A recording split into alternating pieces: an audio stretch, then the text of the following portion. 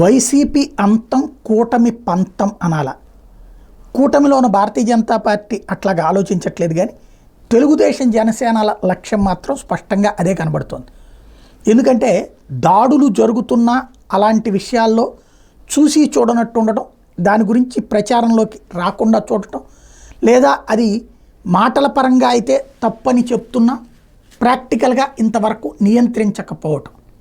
అంటే ఫిజికల్గా వైఎస్ఆర్ కాంగ్రెస్ పార్టీ వాళ్ళని లేదా అనుకూలంగా ఉండేవాళ్ళని భయభ్రాంతులకు గురి చేయడం అన్నటువంటిది అధికారపక్షంగా తెలుగుదేశం చేస్తుంటే జనసేన మౌనంగా ఉంది.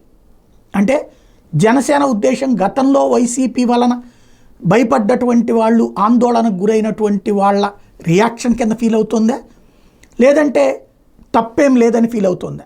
ఓవరాల్గా చూస్తే ఇద్దరి ఆలోచన ధోరణి మాత్రం వైఎస్ఆర్ కాంగ్రెస్ పార్టీ అంతం తమ పంతం అన్నటువంటి రూట్లో కనబడుతోంది. ఒక రాజకీయ పార్టీని అంతం చేయడం సాధ్యమా? ఒకసారి 2014లో పుట్టి 2019లో అసలు ఉనికికి ఇబ్బంది పడ్డటువంటి జనసేన ఇవాళ ఏకంగా 100% స్ట్రైక్ రేట్ సాధించింది.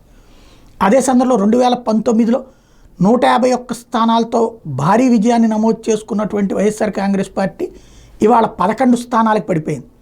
అప్పుడు 23 స్థానాలకు పరిమితమైనట్టు తెలుగుదేశం పార్టీ ఇప్పుడు ఏకంగా 130 దాటింది సీట్లు. దాన్ని బట్టి చూస్తుంటే ఎక్కడ తేడా ఉంది అంటే ఖచ్చితంగా ఆలోచనలో తేడా ఉంటుంది. ఒక పార్టీని అంతం చేయడం అన్నటువంటిది సాధ్యం అంటే సాధ్యమేనని నమ్ముతున్నారు. ఎలాగంటే తెలంగాణలో తెలుగుదేశం దెబ్బతిన్నట్టు వరుసగా కనుక అవకాశాలు లేకపోతే అయిపోతుంది. ఇప్పుడు ఈ కూటమి 10 ఏళ్ల పాటు అధికారంలో ఉంటుంది ఖచ్చితంగా.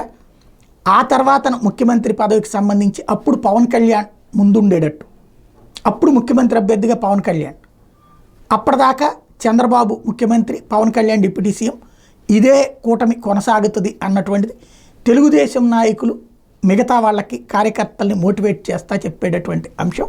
కాబట్టి ఇద్దరిలో కూడా ఆ సారూప్యత, ఆ సాన్నిహిత్యం కనబడుతోంది. కాబట్టి వైసీపీ ప్లేస్ని జనసేన రీప్లేస్ చేసేలాగా వేస్తున్న అడుగులు సక్సెస్ అవుతాయా లేదా చూడాలి.